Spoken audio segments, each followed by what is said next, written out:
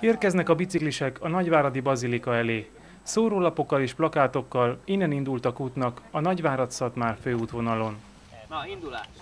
Vannak, akik negatívan állnak a dologhoz, és csupán annyi a reakciójuk, hogy miért ütjük mi ebbe bele az orrunkat.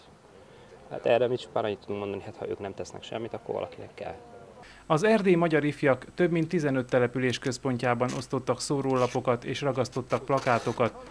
Ezekkel az érmelléki önrendelkezés fontosságára akarták felhívni a figyelmet. Itt a magyar határral párhuzamosan mai napig egy tömbben él 300 000 magyar, és nekik is ugyanúgy jogok volna területi alapú önrendelkezéshez, mint a székelyföldi magyaroknak, és mégsem beszélünk erről. A túra első állomása Bihar községben volt, ahol az oszlopokra és az autókra is raktak szórólapokat. Tudatosítja az emberekkel annak, hogy az életünk megismételhetetlen, egyszeri, és ezért felelősséggel tartozunk érte. Mindazzal, ami velünk történik. Szépek mind, ezek az elképzelések nagyon jók, és biztos, hogy jól lenne megvalósulva, de nem nagy örömet látok az egésznek. Ez a baj. Romániában 6 településen működik a magyarság által működtetett RMDSZ-es önkormányzat, Bihar és Szatmár megyében 1-1, Székelyföldön pedig 4.